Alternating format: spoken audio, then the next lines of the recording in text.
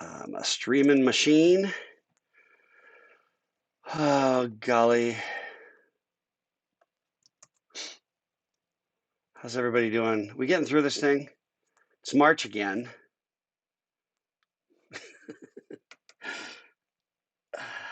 Last March, I just think, I don't know why March deserves another go. It just seems like based on past performance, we should probably be rethinking this whole March thing.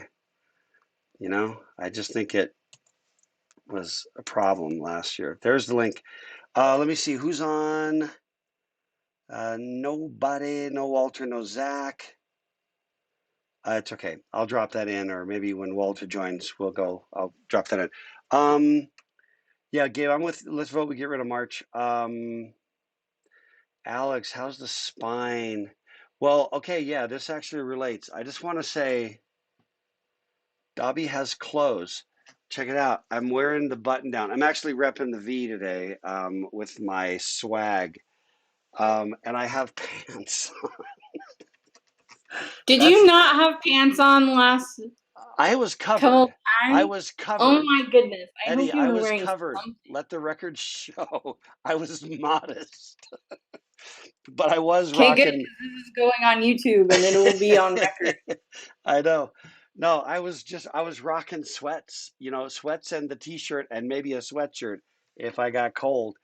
And I just decided, so I was covered. Let the record show.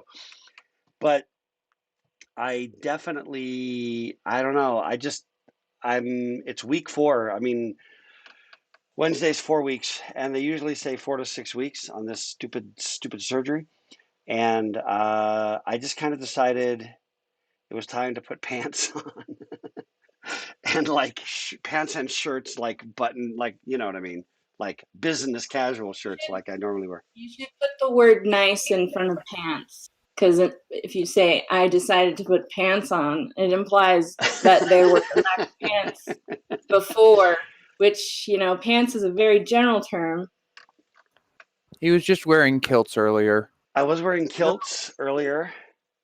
Okay, that makes more sense. I feel better now. Yeah. They are breezy. Easy breezy, beautiful cover girl. They're very breathy. Oh, absolutely, yeah. No, so I would just like to say that I decided I would wear blue jeans and shoes. It's all, I just feel, I don't know. Don't hate me because I'm beautiful. I just feel very professional today, all of a sudden, and just like thank you, Gabe. That was me this morning getting ready. Exactly, that was me this morning. I can totally see you doing a flip and a flip right now. Yeah, minus the dexterity. Yeah. Oh my gosh, that hurts me just watching that. But yeah, it was actually nothing quite like that. But I did apply blue jeans to my body. All right. So no, I'm doing okay. I'm doing okay. The phantom pain, the mystery nerve pain is still a thing. You know, started walking outside on the weekend. I made a 20-minute walk successfully without falling down. So that was the big achievement of yesterday was 20 minutes out without my walker. These are the small accomplishments, but I will, however, be fully certified and trained in the use of a walker, which should come in handy again for me, in another 20, I don't know, 30 years, right? I mean, at some point, I'm probably going to be back in the walker game again. So, back wearing my sweats. All right, let me see. Let's talk technology, shall we? But yes, Dobby has clothes. Walter, I dropped a link to the video stream. Would you mind throwing that bad boy into the schedule? Gotcha. Much appreciated. Okay, we were uh, we were talking about digital logic structures, and we were talking about the RS latch, which you were all loving, as I recall. you were all like, this is so easy and trivial, and why don't we do more of this crap? And and or or not, maybe not, probably not, except for the computer engineer types. And we had made our way, and I think we're going to finish today. Ooh, do I dare make the prediction? It's possible. It's possible that we'll finish today, and if we don't, we'll finish tomorrow. 2 days from now. You know what I mean? Wednesday. Thursday. Walter, what day is it, man? I'm still struggling with it. Today's Sunday. Oh, Lord. Yeah, I don't have any idea what time anything is, at this stage Don't in the game. confuse him, Walter. Gosh. It's Walter's job. No, he's got to keep me honest, basically. Keep the pressure on, make me think hard about my life choices. All right. Okay, there we go. That's actually about where we were.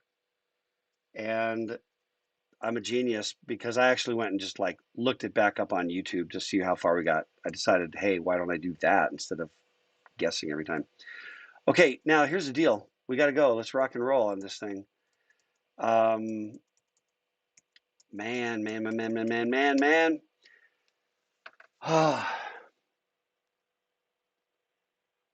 Let me just say one more time. This stuff it's all new stuff to you for most of you. The pure CS majors for sure. And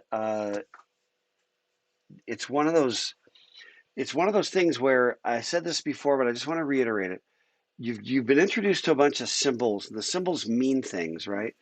And then you can combine the symbols in certain ways to do certain things, and then you can create kind of more levels of abstraction, And this again, remember day one when we first talked about abstraction, that kind of low to high on the computer. Well, this is part of what we're doing. We start with these transistors. Out of the transistors, we build these gates, like the AND gate and the NOT gate. And then out of those gates, we build these circuits, these other structures, like an RS latch or a gated D latch or a memory or, CPU. Ooh, hold on. I dropped my glasses to the ground, which means I am now going to perform a life-threatening feat of reaching to the ground to get my glasses. It hurt just a little bit. I felt that. Did you feel it? It hurt just a little. I also, when I was coming down the stairs to my office, I had my brace on, but I took the last step just a little hard, like when you misjudge, your body thinks there's an extra inch or something. I took the last step just a little bit hard, and it hurts. It hurts. Okay, somebody call the wambulance, right? Okay, here's the thing. It'll freak you out, but just understand that this is the abstraction we were talking about. Started with transistors, gates, circuits, and then we're going to take this circuit and put that inside of this D latch, which will allow us to actually bring data in and latch it in. And we just keep building bigger and bigger and bigger, and eventually Fortnite. And really, really, truly, that is what's going on. It's all this stuff all the way. It's turtles all the way down. This is the stuff all the way down when you get down to the bottom. Okay, and we're building it back up from the front because we trust you to be able to figure this out. But in order to do that, you've got to spend time. Okay, you've got to spend the time. And yeah, next week is spring break. Ooh, I need spring break. Oh. So grateful for spring break. When I was on faculty at the Y, no spring break. How wrong is that? How wrong? That's a crime, isn't it? In all 50 states and the Should be a crime in this state. territories. It is. That's right. Okay, so here we go. We talked about the RS latch, right? And basically what we said was that A has our value of what this latch. It's like the latch has a value, and that value is A, whatever A is, and that value can be on or off.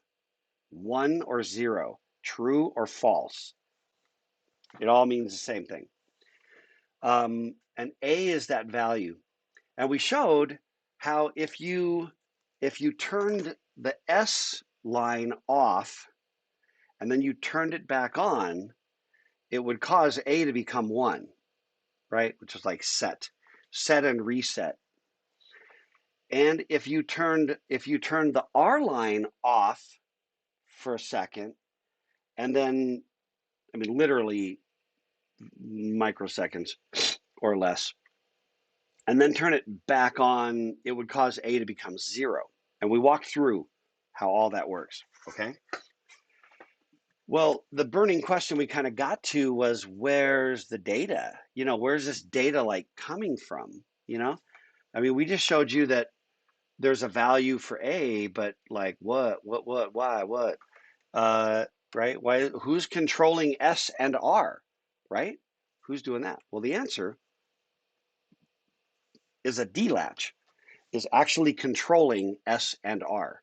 So there's a larger structure, still circuits, right? It's still gates, it's still a circuit, but it uses an RS latch inside. Okay, so here's how it goes. Here's how it goes. This line right here is D, and it's a data line. Okay, the D stands for data. The WE stands for write enable. So you set this thing up, and again, the genius of the folks that like figured this out back, I don't even know exactly when this was sort of figured out, 50s, probably. I don't really know, honestly. But it's back then, between the 40s and the 60s, this happened. So this D line is 1 bit of data, okay? Now, where's that data come from? Okay, that's another question that's bigger, but right now, this is where we are. And that D line comes in here to this NAND gate, and it also comes into this NAND gate, except it's knotted, the value's knotted before it goes in. So you're gonna get different values coming up. We'll walk through it. We'll walk through it in careful detail. But what we're not gonna walk through is all the internal junk of what's happening inside the RS latch. We've already been through that, okay? We've already been through that.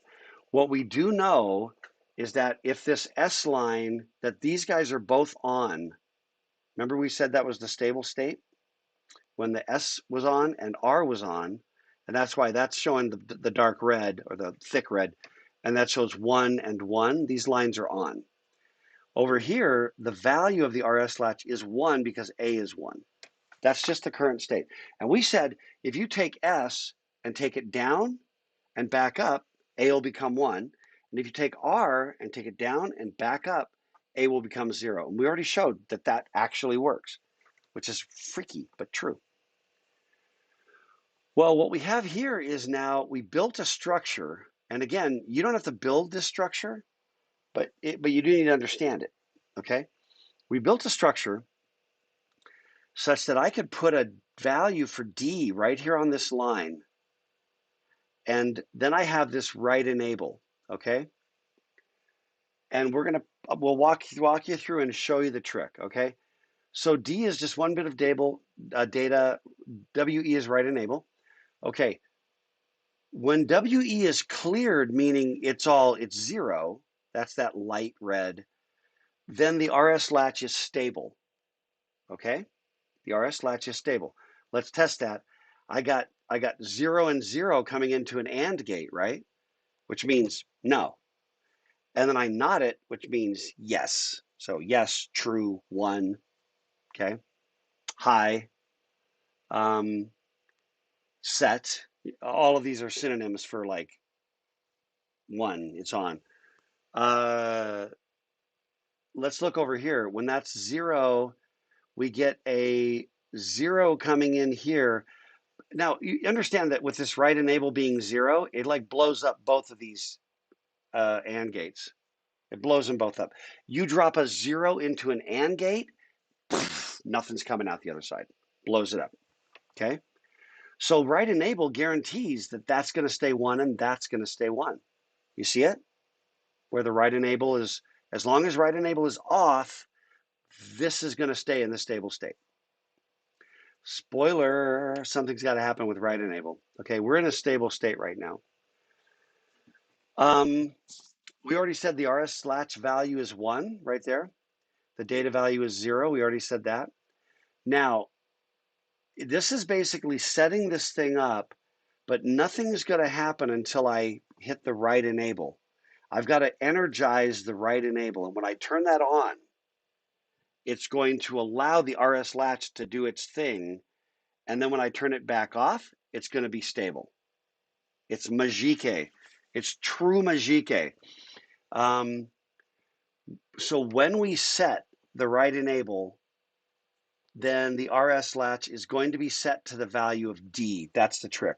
Also, by the way, if it helps you, I just noticed one day that this right enable circuit, right with the line, it almost looks like, you know, those like, I don't know if I've ever seen one in real life, but it's like the power, it's like always in some movie, there's some space in the basement where there's like a big switch. It's like, you know, and it kind of looks like that. You know what I mean? It has like zing, zing, zing, and a handle, and you're like, I don't know, up or down, it doesn't matter. But you know what I'm talking about, right?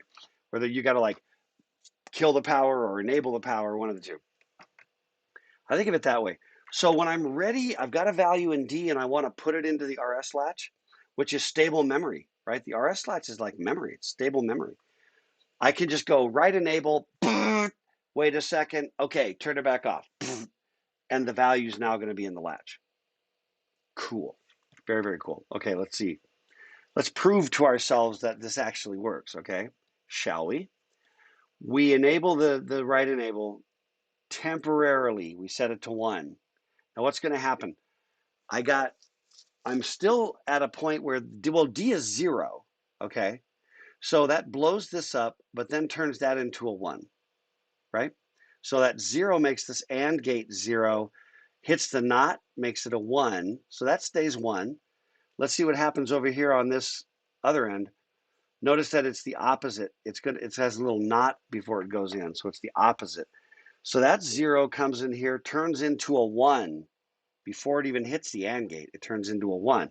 Now, 1 ANDed with 1 gives you 1, but we NOT it, boom, that goes to 0. It goes low. That goes to 0. And now, we already showed this before, that 0 is going to do the little propagation, and it's going to cause that latch to be turned into a 0.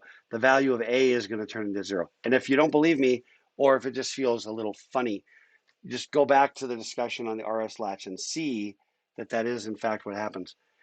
And it's going to be stable like this, but we got to get everything back to S and R are both on. If you remember, we had that discussion. They got to both be on so that everything is stable and so that I can like go again, okay? So I clear the right enable, which, right, makes this AND gate go off. The NOT says it's going on. And we're back to stable. Cool, cool.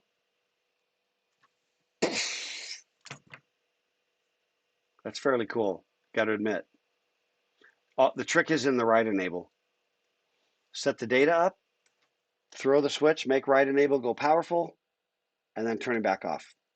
And that just causes whatever this value here to latch in over here. That's a D latch. We can do the other one? Yeah, let's do the other one. Value of D is 1 this time, okay? Right enable is off. So it's blowing up both of these AND gates. And then the NOT is turning them both on, which means we're in the stable state. If right enable is off, we're in the stable state. But we got D hanging out there ready to rock and roll. And so we go, okay, let's hit the right enable. Let's throw the switch. When we do that, I got a 1 and a 1 into the AND gate going, yes, and a NOT gate going, no, okay? Now what's happening down on the bottom? I've got a 1 that turns into a 0. That blows up this AND gate, hits the NOT, turns it back into a 1. So this is what we got. The S line is going low while the right enable is on.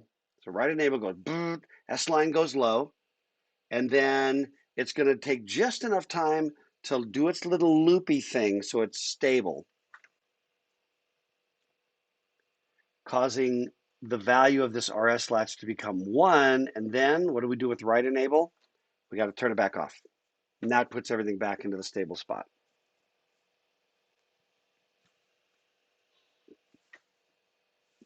Cool. I'm just looking, let me see, looking back at some of the comments.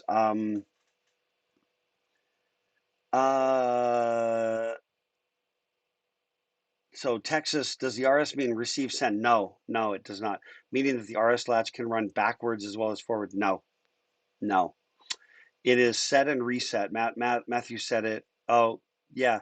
No, no bad on that one. Yeah, okay. Matt was jumping in as well. The other Matt, alternative Matt. No, it's set and reset. It goes left to right. It's moving left to right. Okay. I mean, and inside the RS latch, right, it's all loopy, right? It goes out the, where's my mouse? You know, it goes out here and it loops back around, and as we talked about, it gets to like a stable position. Then we make sure both the line, R and S lines are on. Set and reset. Set meaning it'll turn it into a 1. Reset meaning it'll turn it into a 0. That notation is a little, my money, it's a little obscure. I think it's a little obscure, not crazy, readily understandable. Gomez, this seems like a lot of hullabaloo for a single bit. Yeah, yes, yes. And keep in mind, we're giving you the gates without the transistors. Remember everything we went through to make an AND gate? Remember that? With the NAND and then the NOT? Everything we went through, although these are NAND gates, so we would probably just use the NAND gates. But I'm just saying, you remember all the crap we went through just to give you a NOT, which is now we're just like little circle, zeros turn into ones, ones turn into zeros. Here's our notation, Well, and then we have this circuit that we did with transistors, right? Because that's the kind of the core level is the transistor level. So there's a bunch of crap we're hiding from you even with this picture. And yeah, it is a crap ton of hullabaloo over to get a single bit in memory. So when you talk about terabytes of memory, which is, what is it even? Gigs, terabytes, what is that? Are we bazillions and gazillions? I don't even know. Trillions? I can't remember off the top of my head. Megs are million. K is 1,000. Megs are millions. Gigs are billion. Are terabytes trillion? I'm seriously like blanking on that. No, let's assume that terabytes are trillion. Doesn't matter. Billions, trillions. What's the difference? This is the part. Okay, Gomez, you ready for this? To blow your mind further apart. If you've got a terabyte of data, or let's just go with, I don't know, something more, a gig of RAM in your machine, a single gig of RAM, and we already said that a gig is 1 billion bits. It is this right here, 1 billion times on the chip. It is 1 billion times. Rinse and repeat. Just lined up. Isn't that crazy? I think that's just freaking crazy. But that's why the silicon, the semiconductor thing, and the amount of when they talk about transistors on a chip, that's why that's so critical. The absolutely, microscopic atomic level at which they're building these things is staggering. It's crazy. It's crazy. Okay. Yeah, but no, actually, Gomez, that's a great observation, actually, really, truly. Alex, thank you. I've worked on refining those sound effects for quite a while. Oh, man. So Junlin, can the data going in be anything? You are the resident confused person. No, I think there are others. I think there are others, Junlin, who have not identified themselves. Yeah, the data going in can be anything so long as it is a 0 or a 1. But those are your only options. So can it be anything? Yes. What are its options? 0 and 1. Anything within that universe of it can be on or it can be off. Does that make sense, Junlin?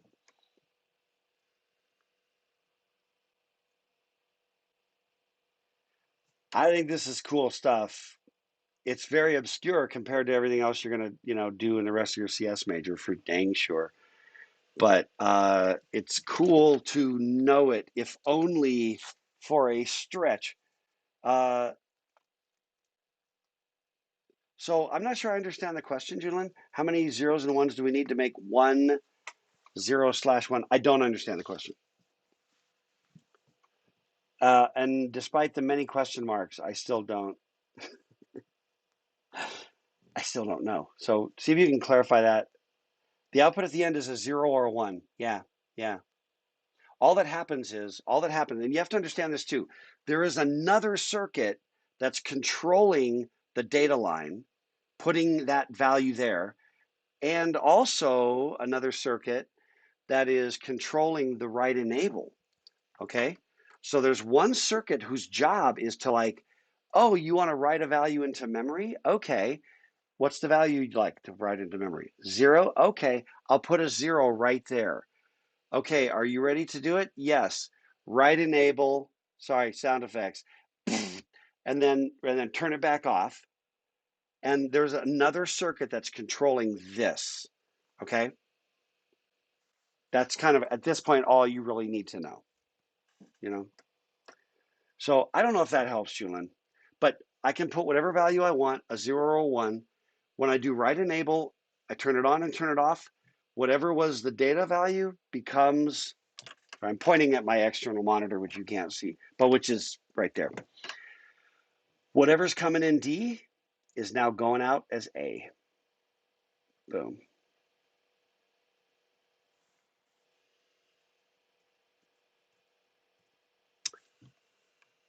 Okay, I'm rolling. Junlin, are we good? It is true that the output at the end is a 0 or a 1. Good enough for now? Hit me up, DM me or Walter or Zach, Junlin, you know what I mean, to kind of like refine, you know what I mean, and help to make that like super, super clear. All right.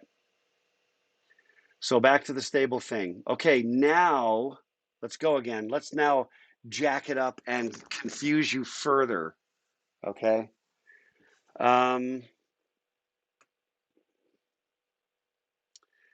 At first blush, you're like, no! At first blush, I know, right? But look at this right there. Now keep in mind, everything we did, we put into kind of a box, and then that box we use to build kind of bigger boxes and bigger boxes. That's the abstraction. And it turns out that in computer science, the skill of abstraction is a really, really critical skill, that you see things at high levels with high level languages, and then sort of all the way down as far as you need to go down in the levels of abstraction to understand what's going on, to debug stuff. We're still, by the way, I don't like the name of our major, and I don't mean like UVU. This is not about UVU. This is about the general field. I don't like computer science. I think calling our field computer science is a lot like calling astronomy telescope science. You know what I mean? It's really way more about what you do with a telescope than it is about the telescope. But you still really need to understand telescopes, you know what I mean, to be an astronomer. So I feel like that's actually the same with computer science. I don't like computer science, but it sticks because it has name brand. People know what it is. If I had my way, I know some of you are asking, well, what would you do? I would call it informatics, is what I would call it. And there are a lot of CS programs in Europe, like in Italy, where it's actually called informatica.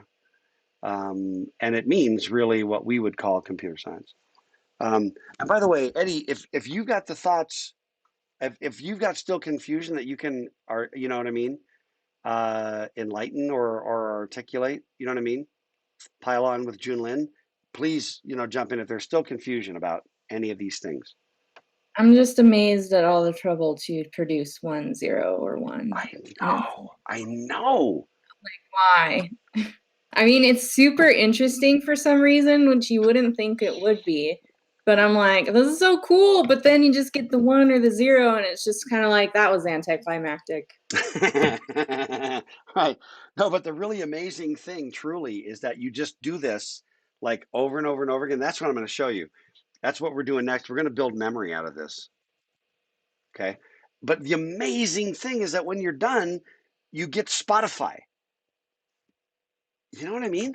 This stuff is super interesting to me. And I'm kind of surprised because I'm, my dad is he's a computer engineer, and he Okay. always, one time in middle school, we made a transistor thing or something for my project. I had no idea what we were doing, and he basically did it for me. But now I'm like seeing what he did in this kind of thing, like what the Yeah. circuits and stuff like that.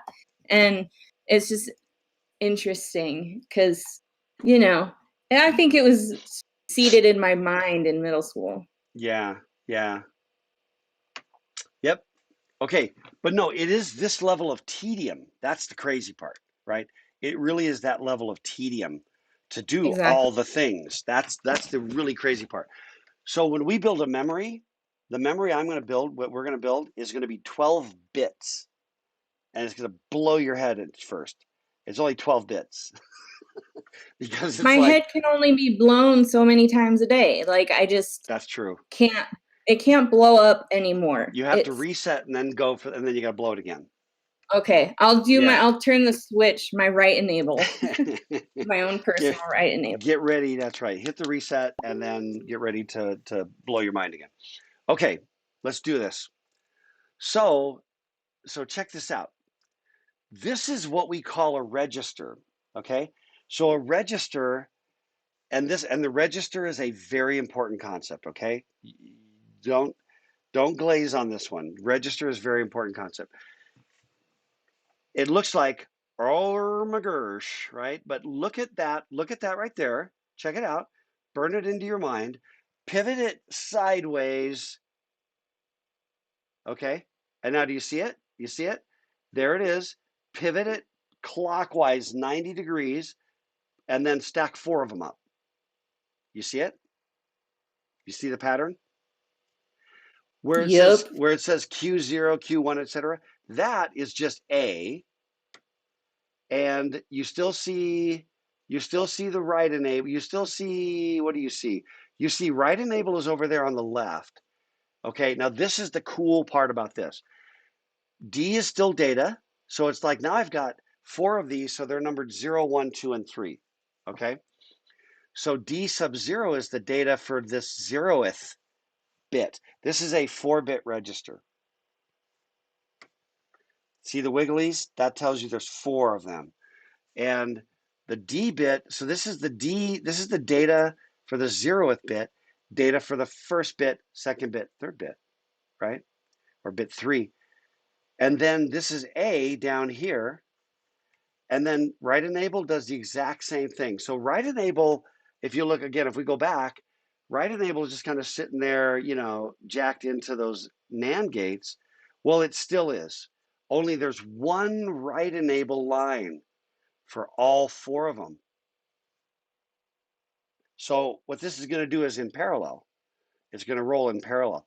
You're going to set all these data lines. Make sure 0, 1, 2, 3, they're all ready to go.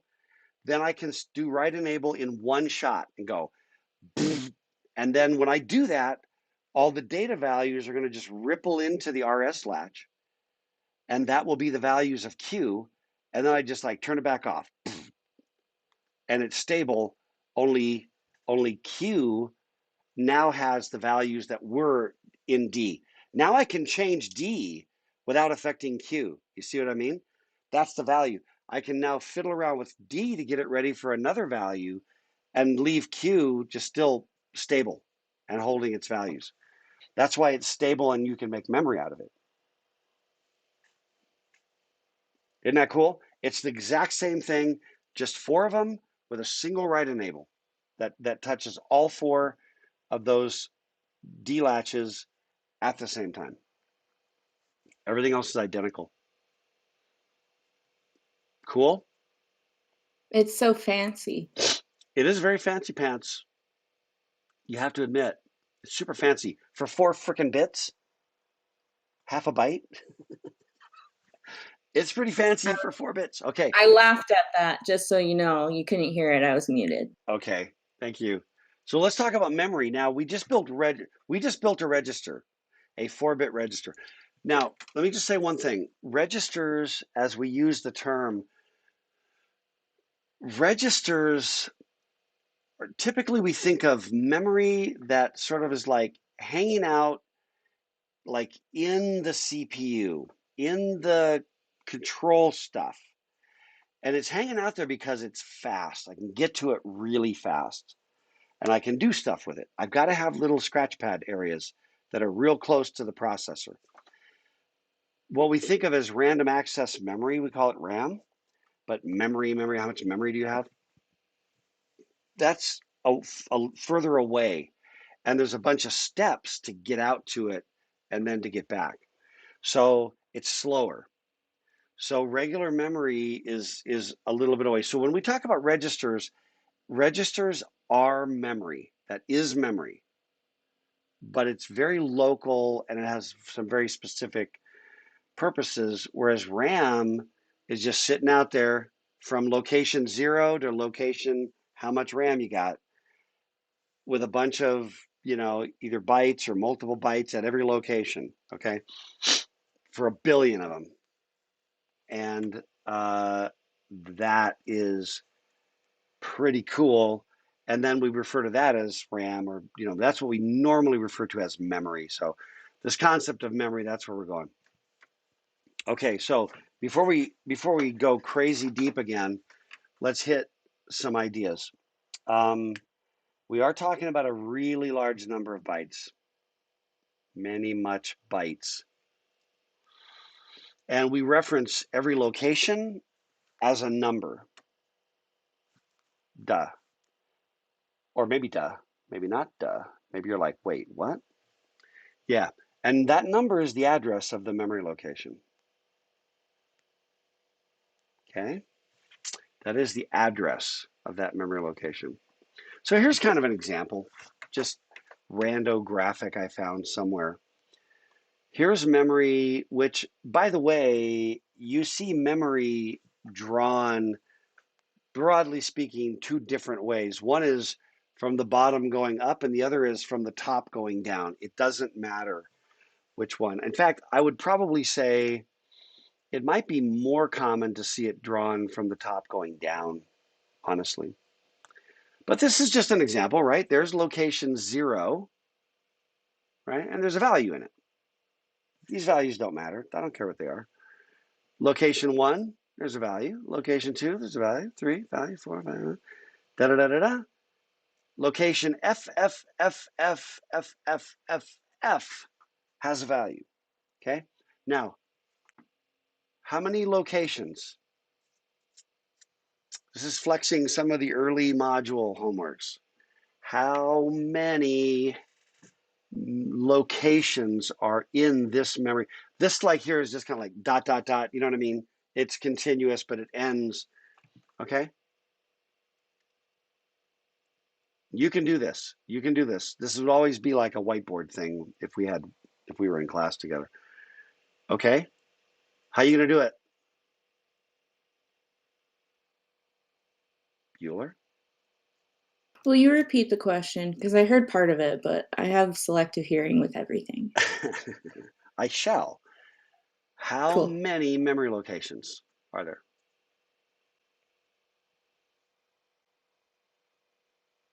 In this memory? F. Oh, okay. I was like, that's how many. That's the address. That's the address of the last spot in memory. But if you're wondering how many memory spots, the addresses can give you that clue. Yep. As far as how many memory spots? Yeah. Now there's a couple 8. of ways. There's a couple of ways of doing it. 9. No, come on. There's more than 9. You can see 9 right here in the picture. Well, I thought we were just going to this one. You can't see me pointing at it, but I'm pointing at the one with the number, not the F's. You know, because I'm actually imagining, Eddie, that the GIF that Gabe posted is you pointing. That I'm imagining you know what that's would you be pointing. interesting is okay, so you know how you have the masks on when you meet people and half of their face is blocked? Well, my whole face is blocked, and it'd be funny to see. It's true. It's We true. all meet each other. No, but you got to start. You Anyway, got to start. What I'm really going with is you got to start with some intuition, because I'll get answers on 16 like to the exams power and of 8, homeworks right? that'll be so like, how many memory addresses? And they'll be like 5. Like, are we come are we on. talking about the amount of memory within each address No, or no. altogether? The number of addresses. Oh, okay. How many slots are there? Well, Because there's 8 bits in every, you can tell there's 8 bits in every slot.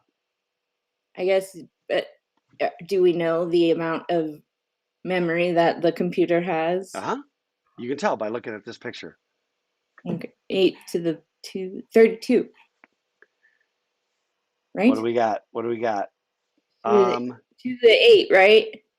I don't know. I'm confused. Everything is just blowing my mind, and it's all over the walls, and it's really pretty, but you know, I gotta get it back in my noggin. yeah. Okay, so for So the starters, tricky thing that you yeah, have go, to Matt. remember is that each of those numbers, they're not in base 2 anymore. These are hacks. Those are each in base 16. Right, because it's okay. Yeah. Yep. So therefore, there's a number of Somebody ways of. else do it. I'll tell Somebody you. else do it. Come on, I grow will. some cojones and get in here. Say something. I mean, all right. I got my kahunas. I put it in chat like 5 minutes Everybody ago, strap but on I'll your talk. cojones. That's our battle. I'm joking. You guys It's are fine. it's our new battle cry. No, I like it, Eddie. It's our new battle cry. No, I will give you the easiest way to figure it out. The easiest way. I got this number right here. F F F F F F F F. Okay, which is there's four bits, another 4 bits. That's 8, right? Is F15? F is 15 in hex. And then we go, okay, so if you look at it, it goes 4 bits and 4 bits. That's 8. Every 2 of these is 8. So that half is like 16. There's 32 bits. There are 32 bits. So the question is, going back to the homework, if I have a 32-bit, I have a 32-bit address. That is a 32-bit address. How many possible values are there when you have 32 bits? And if you remembered it, there's like just this pretty straight up thing. 16 to the power of 8. Is that the same as 2 to the power of 32? It is. It is. Oh. And that's what Josh did, except you don't need to divide by 8, Josh, because we're not dividing by the number of values in each location. We're only concerned with how many buckets. Just how many buckets are there? Okay? So the short answer is 2 to the 32nd. There are 32 bits, right? Let's break it down. If I have 1 bit, right? How many possible values are there? 2. 2 to the 1 is 2. If I've got 2 bits, how many possible values are there? 4. 2 to the 2 is 4. If I've got 3 bits, how many possible values are there? 8, right? 2 to the third is 8. Extrapolate. 32 bits, 2 to the 32nd. The other trick that makes it easy is you look at this number and you realize you started with 0 and you got to here. The number of, that's the biggest value, FFFF. In other words, all the ones are on. But if I want to find out how many there are, like for example, if I say that the biggest value in memory is 9, and it goes from 0 to 9, and we're in decimal, and it goes from 0 to 9, how many values are there? 10. What's the trick? Add 1. So you can actually just take this value right here and add 1 to it. It's going to ripple. and it's going to be 1 0 0 0 0 0 0 0 0, and that allows you again to just go, it's 1 followed by 32 zeros. So in other words, it's you can just look at the next one up. So rather than doing all this math of the whole thing, you can sort of look at, so from 0 to 31, and you're looking at number 32, and you get the same answer. I don't know which way is the most intuitive, but I just want you, this is an example of that previous stuff we were talking about. Sweet. Oh, yeah. Okay, let's keep going, because you need more. You need more mind blow. I need more. I'm becoming a junkie, Wait, Josh, how is 32 bits found? Oh, yeah, fair question. 32 bits, because you can see right there the value of the addresses. There's value 0. And you can see by looking up here, as somebody, I can't remember who said it, but that these are hex values. These are hex. We did talk about hex, didn't we? Did we talk about hex? I don't think so. Okay, that's my bad. No, it's my bad because I said it. No, it's mine, because those are hex values right there. Let's say it's your bad because it's probably true, because that's just awful and I would never do that. I know, but I would apparently, but only by accident. Every hex value, so we might be just a little ahead. I'm so sorry, but every hex value is 4 bits. So that these Fs are 15s. So it's basically, there's 1, 2, 3, 4, 5, 6, 7, 8, and each of these is 4 bits. So there are 32 bits in that address. Wait, did we talk about ASCII?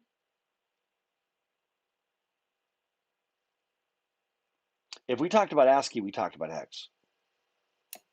Maybe we did. No, we had to have. Okay. Why am I not remembering? Can I say COVID brain? Can I? You can go code. Still? Yeah, you can claim code brain. Selective memory. I don't know. Or we just didn't get to it. But I think we did. I think we actually did. Okay, we can debate that. All right, but cool. Who asked the question? Josh. Yeah. How do we know there's 32 bits? That's how we know. Okay. Okay. So we refer to the amount of addressable memory as the address space. Okay. We call it the address space. And so if I say that there's 16 megabytes, that B for bytes, megabytes, that means there are approximately 16 million bytes of memory. Okay. So here's the burning question. How many bits would you need to address that many bytes of memory? If every memory address contained 1 byte, because it turns out you can put more than 1 byte at every address. You know what I mean? It's like, it's like a house with 1 bedroom, a house with 2 bedrooms, a house with 4 bedrooms. They're each like an address on the street. You know what I mean? You can have your whole system set up so that at every location there's 4 bytes, or at every location there's 8 bytes, or whatever. But assume there's 1 byte at every location, and that you've got 16 million bytes of memory approximately. How many bits do you need to address that many bytes of memory? And the simple answer is you got to find the value as a power of 2 that gets you to 16 meg. This, by the way, we talked about, right, how a K is 1024. It's about 1,000, but it's actually 1,024, right? And how a meg is approximately 1 million, but it's not actually precisely 1 million, right? Well, 16 meg is actually this number in reality, okay? Okay, so that's how many bytes of memory there are. What's the power that gets me there? 2 to the what gets me to 16 meg. Okay. Now, a couple of tricks, and I don't know if I've got, let me see. Yeah, let me talk. We're going to come back to answering this question. But first, a message from our sponsor. Here's a couple of things that are going to be a little funky, but they're going to be really, really helpful if you can hang on to a couple of tidbits that I'm going to give you. Literally tidbits. I said tidbits. Is that even a word in 2021? It was when I was a child. Yes. It is. We still have If tidbits. it wasn't before, it is now. Okay, we still have tidbits. That's As great long to as know. you say it, it's a word. All right, deal. I declare tidbits a word in 2021. Deal. We're done. That's all we need. Hear ye, hear ye. Proof by authority. Okay, here we go. Ready? A K is about 1,000 bytes, right? But it's actually it's actually 1,024. But that's 2 to the 10th. This is a little, I remember as an undergrad, oh so very many years ago, coming to this having this little revelation that a K was 2 to the 10th. Was like very convenient. Like that's really, it's 1,000, and 1,000 is like a nice round power of tens, right? Ish. It's not. We know it's not precise, and that's actually 2 to the 10th. It just works out. I don't know. It probably mathematically has to work out, but it does work out, and I'm grateful for it. But the big revelation. So a meg is around 1,000,000. It's actually that exact number, but it's 2 to the 20th. And a gig is around 1,000,000,000 bytes, but in reality it's 1.073 billion. And that's 2 to the 30th. Isn't this freaking awesome? And a terabyte, which as we already established is a trillion bytes, we actually didn't establish it. We waffled and guessed, but it's a trillion. But it's actually precisely this number, which is 2 to the 40th. Okay, this makes me so freaking happy. A K is 2 to the 10th. A meg is 2 to the 20th. A gig is 2 to the 30th. A terabyte is 2 to the 40th. By the way, this is in the category of fluency, right? To look and act like a fluent CS type. We say, and I don't know why there's no consistency here, but we say, if I were to reference these by shorthand, I would almost never say kilobytes. I would say K or Ks, right? How many K of memory? I would say how many K, how many megs, meg or megs, how many gigs, and then I don't say how many teras. I don't know why, but I have to say terabytes. I think it's because they showed up later as like a real thing. Like I remember working at Novell when we produced the first file server, like, in the world that would support a hard drive addressable up to 4 terabytes. And we were blown out of our minds about that, you know? Now, my laptop has 2 terabytes of data, of hard drive in it, you know? But this was, crap, I don't know, 30 years ago? Yeah, 30 years ago. And there was no hard drive actually big enough to take advantage of, of the actual addressable memory from a hard drive perspective. But anyway, you just remember this, okay? Commit this to memory. And you don't even have to, all you have to remember is that a K is 2 to the 10th. And if you need to, you can do that one manually, right? You can go 2, because that's 2 to the 1, 4, 8, 16, 32, 2 to the 5th is 32, 64, 128, 256, 512, 1024. Boom. 2 to the 10th is 1024. This works out. So at that point, all you need to now remember is the extrapolation rule. It goes Ks, megs, gigs, and terabytes. A K is 2 to the 10th. So a meg is 2 to the 20th. A gig is 2 to the 30th. A terabyte is 2 to the 40th. Now that makes math problems like this suddenly really easy. If you can just remember that little trick, okay? So let's go back to this. 16, I'm just giving you the answer right now, spotting it, 2 to the 24th. But if I want to actually figure out how many bytes of memory is that when I think of it in terms of 2 to the something, right? Well, 16 is 2 to the what? 2 to the what, Bueller? 4. Boom. And a meg is 2 to the what? 20th. Boom. Imaginary mic drop. That's 20, right? So you've got 2 to the 4 times 2 to the 20th. And if you remember your algebra, if you've got two exponents with the same base, right? 2 to the n times 2 to the m, then you just add n and m together, right?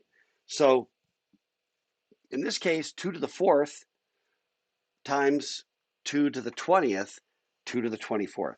Boom, 2 to the 24th. Now at this point, we're back to the previous thing we were just talking about. How many bits do I need? And the answer is just sitting there. How many bits do I need to address that many bytes of memory? Who dares to speak first? Bueller, come on, man. Let's go, Bueller.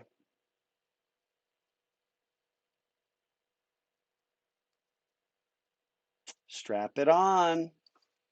Matt goes bold. 24. Yeah, exactly. And again, if you get confused about the principle, tear it all the way back and think to yourself, I've got 8 bytes of memory, right? I like starting with 8, not 4, because 4 is 2 to the 2, and you forget, you like lose track of which one's which, you know. But when you get to 8, it's 2 to the 3rd. Thank you for the Bueller gift. Okay, take it all the way down to 8. There are 8 bytes of memory. I have to have enough addresses for 8. Well, I just need, that's 2 to the 3rd locations. I need, and I can reference it with 3 bits. You can brute force it when n is 8, but that reminds you what the principle is. Then you can look back over here and go, oh, well, if that one is 2 to the 3rd and I need 3 bits, because I can figure that out by brute force. If that's 2 to the 24th, I need 24 bits. Boom. That's it. That's the trick. It's a little arbitrary. Thanks, Gabe, for the gift. So Matt, you really made that in Minecraft? That's fantastic, man. Okay. Oh, and thanks, Walter, for confirming. It was one of the lectures from last semester while I was out doing my stupid recovery. Okay. All right. Let's keep rolling. How we doing on time? We're doing great. How's my back? I have been sporting an ice pack this entire class. I have these amazing ice packs, Cryomax. At first I thought I had to have this was called Cryomax because I was in so much nerve pain that I felt like my crying was at a maximum. I'm trying to say. I now realize it was the cryo was referring to cold. And I have 5 of these, and I have on occasion applied all 5 up my right leg all the way up to my back, strapping the Velcro. I can strap this on. Anyway, I just wanted to share that with you. So just take a little break so that you can distill this down into your heads. And get ready for the next brain pop because we're going. All right. We're gonna do memory. We're gonna do a memory. Matt, are there situations? Yes. Usually, and so yeah, Matthew. absolutely. Let me back up. So Junlin said, I don't know where I went wrong, but at some point I understood that bits were smaller than bytes. No, bits are individual binary digits, always. Those are bits. One unit that's either a 0 or a 1, okay? Always, always, always. So a bit is always smaller than a byte. But back to kind of what, so Matthew said usually 8 bits is a byte. Correct, that's true. Other Matt says there are situations where 8 bits isn't a byte, and the answer is yes, absolutely. And Matthew said it's very rare, and I agree with that. Very rare today. Back in the day, not as rare. The first actual assembler that I ever worked with it was actually a simulated environment. It wasn't even like a real hardware. It was a simulated hardware. Bytes were 4 bits. There were what we called two 2-byte words. So 8 bits was a word. No. I lied. No, that's right. It was 8-bit words, 4-bit bytes, and they actually back then had a thing that they called a nibble, which was taking the nerd factor way over the freaking top as far as I'm concerned, with this whole bit byte nibble, and gratefully nibble kind of went away. I haven't heard that in decades. Maybe it's still around, but anyway, I mean, I'm just saying the first assembly language I ever did, and the system was octal instead of hex. So all the numbers went from 0 to 7, and it was 3-bit chunks, for the values and stuff like that. But again, that was quite a while ago. That was crap. I don't know. 40 years ago, let's call it 40 years ago, less than that, 35 to 40 years. But here's the other thing, and it's really important, right? So like Matthew says, it's very rare. But there's one thing that's really important to recognize. Usually if you say how many bytes, you're talking 8 bits, fine. But it's really important that you get in your head that we look at bits in all kinds of random groupings. You give me like 16 bits and you tell me it's an instruction, there's going to be stuff in there like, okay, these 3 bits refer to the register. These 4 bits are the operation. And you do have a lot of, throughout all of computer science, chunks of data that are not nice, clean 8-bit bytes. You know what I mean? Where you need to look at chunks of it. Another dynamic, by the way, again, where Matthew said it was very rare. In some dynamics, it depends a great deal on your dynamics. In certain kinds of data communications, for example, where you've got 8 bits, 8 data bits in every byte, but always a start bit and a stop bit for certain kinds of serial communications, when you looked at bit rates, you would divide by 10 for the bit rate, not by 8. By 8, you'd have to divide, by every 10. Well, to get data rate, like how many bytes are moving, you knew how many bits had been transferred, right? But every byte was actually 10 of those bits. You would divide by 10 to get the accurate data rate. Even though the data was 8 bits of data, there was other stuff kind of surrounding it, and the division was by 10, not by 8. So I'm just saying, be okay with the idea that bytes are 8 bits, but also be okay with the idea that sometimes that's not strictly true, that there are exceptions, so you don't get like crazy confused later on when someone throws, a 10-bit byte at you, or a smaller byte, something like that. Okay, so Junlin, how does 24 bits make 16 meg?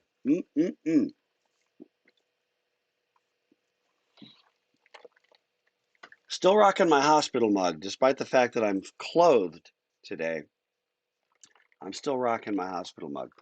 It's okay. My aunt has had hers for many, many, many years. So it's a normal thing to keep those. They're very nice. It's a nice unit. It's a very nice unit, I have to admit.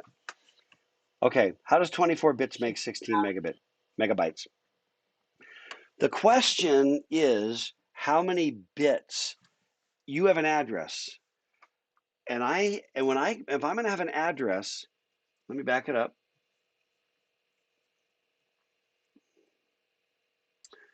If I have 16 megabytes of memory, I have to reference every one of those spots, starting with number 0 and ending with number 16,777, in other words, from number 0 to number 16,777,215, I have to have that many unique numbers because every spot in memory has a value, has a number that references its location, like a street address or a P.O. box.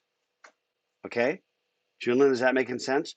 So I've got to have 16 million numbers. So I need a number of bits that'll allow me to count from 0 up to 16,777,215. So that I've got that many addresses on the street, that many P.O. boxes, that many addresses. So therefore, I got to have, and that's 2 to the 24th addresses. The number of bits that I need in my address to accommodate that is 24. You give me a value, you give me an address with 24 bits in it, I can reference from 0 to 16 million and change. Is that making sense? And in this case, yes, Junlin, each of those bits, no, not each of those bits. Each of those memory locations has 8 bits inside in our example. Okay. Now we're gonna blow your head a little bit more because there can be more than 1 byte at every location. But for now, we're just going, it's 1 byte at every location. So I've got to, in order to reference all that, we call that byte addressable. But in order to reference all of those, I got to have that many numbers. Boom, 2 to the 24th. Meaning I've got to have 24 bits to represent 20. With 24 bits, I can represent 2 to the 24th numbers. So I can generate all those addresses. Okay? Are we cool? Yeah, the how many bits part is kind of like coming at it backwards. Cool as a cucumber, Eddie. Coming back at it, June Lynn. The question is, it's really just looking at the question going backwards. If I got 16 meg of memory, how many bits of address do I need? So it's asking you to look at it kind of going backwards. Okay. So I'm going to keep, I think I've kind of beaten this one, and we can still, hit up Walter, hit up Zach, hit up me. Maybe I may have I'm feeling like maybe, I don't know, are there office hours coming on for me? I feel a power surge in my back. I don't know. Wearing pants. When you're wearing pants, the world is your oyster. Sorry, I think I spit on my laptop. When you're wearing pants, the world is just somebody put this on the quote board, but no, when you're wearing pants, the world is pretty much yours for the taking, and I'm feeling it. So, okay, I'm gonna keep going. I owe it all to the pantalones. Okay, here's what we're gonna do. We're gonna build a memory. We're gonna make happy memories together. We're actually out of time here in about 5 minutes. I'm gonna drop this on you, shake and stir, and come back to this on Thursday coming up. Okay, we're going to do a sample memory. Here's our memory. There are 4 addressable bytes. Okay, and 2 to the second is 4. 2 to the 2 is 4. All right, which means I only need 2 bits for the addresses. I got 4 bytes. I only need 2 bits to address that.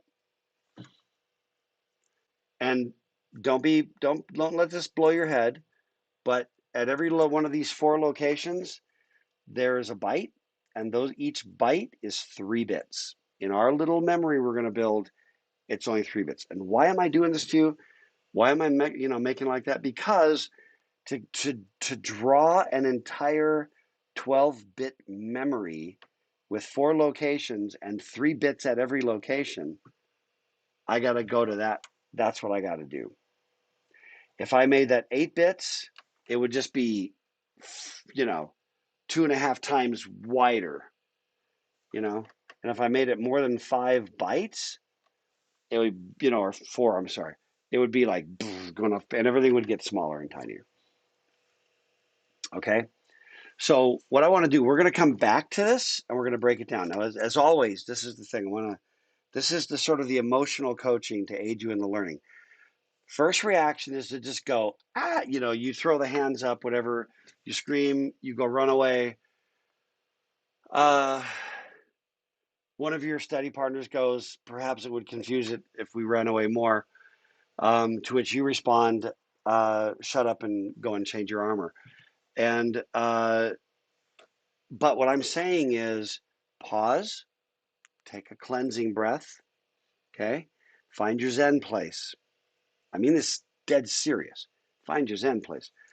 And you just settle down and just go, okay, no, it's kind of like crazy, but is there anything there that you don't actually know what it is?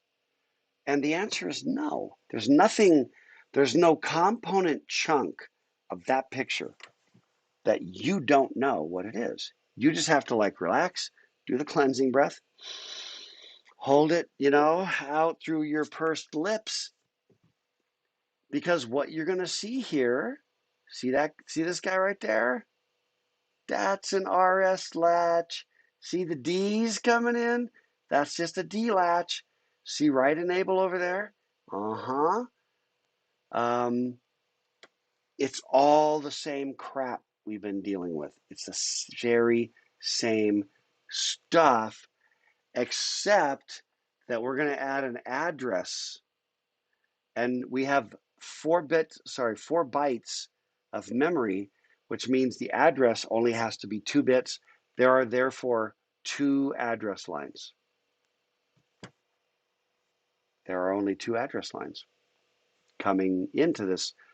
And those address lines are going to look a lot like the decoder that we already did, right? Turn one line off, turn all the others, one line on, turn all the others off.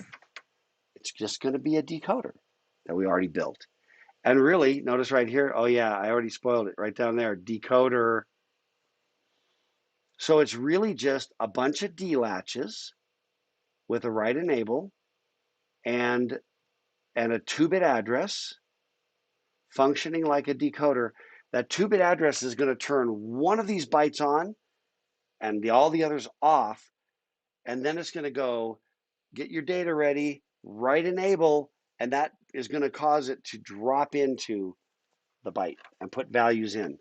And we're also going to show you how you get values out of memory, how you're reading. That's writing to memory in the top, reading from memory out the bottom. And for good measure, that, my friends, is some multiplexer going on over here, which we'll also walk through to basically determine when you're reading, which of these am I actually looking at? Which one gets through and the others don't? That's multiplexer. So it's all we did. We built the RS latch, we built the D latch, we built a decoder, we built a multiplexer, and with those 4 things, we are ready to put them together in cool, genius ways, and boom, random access memory. Now, who's controlling the write enable here? Something bigger than this. Who's controlling the data lines? Something bigger than this. Who's controlling that address? Something bigger than this. Don't worry about that for now. This just becomes the memory. I think I'm starting to understand why computers filled multiple rooms. Why they used to, when it was frickin' vacuum tubes, right? Remember the pictures? Did we do pictures from early on? When it was bloody vacuum tubes. Yeah.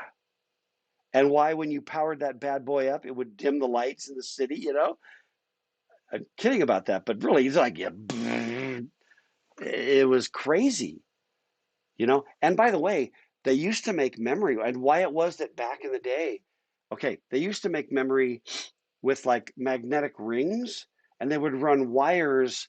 I've seen these with my own eyes. I should grab a picture, but basically, it's little magnetic donuts with wire running through them, basically implementing this um, with magnetic rings, which would be based upon the polarity, the magnetic polarity of each individual donut. That was the memory. And you could read it, you could sense it, and you could, you know, this is before transistors. Um, and that sucker would basically just, it'd be like this box like this, but the donuts were like this big and then wire. And you're like, okay, there's like, I can see like 16 donuts that way, 16 donuts this way, and about 16 deep. So that's 2 to the fourth times 2 to the fourth times 2 to the fourth, which is 2 to the 12th. And you're like, oh, dude, that's like 4K of memory. And it was this big, and it was like 4K of RAM made out of magnetic donuts and wire, you know, just saying. Yeah, I mean, when it was vacuum tubes and all that stuff, that's why the transistor was so revolutionary, so revolutionary. So that's really a great observation. Um, who made that? Who made that? Who made that observation? I can't remember now. Um, hmm, It was good me. resources to study this stuff, Dallin. I don't know, man. Oh, I don't know. I mean, there's I know there are like plenty of, I mean, first of all, the computer engineers, this is their this is their nerd lust. The computer engineers have this nerd lust for this material. I could ask So my dad. you can check, yeah, I could and ask there's bound to be textbooks, there's bound to be just other books, and there's bound to be resources online and YouTube videos and stuff. And I don't know off the top of my head, I can't be like, oh, here's a great resource, you know what I mean, to really dive deep into that. So I'll um, ask my dad if you're ready for like a million different resources, because I'm sure my dad has yeah. so Well, many. actually, Eddie, that'd be great. Oh, We can just drop them in the chat. Just drop them in the chat, and if anybody, down, you can take a peek, and anybody else who gave a thumbs up to Dallin, June Lynn, Braden, yeah. All right. Well, we're out of time, and icing my back has saved me, and I think I'm doing great.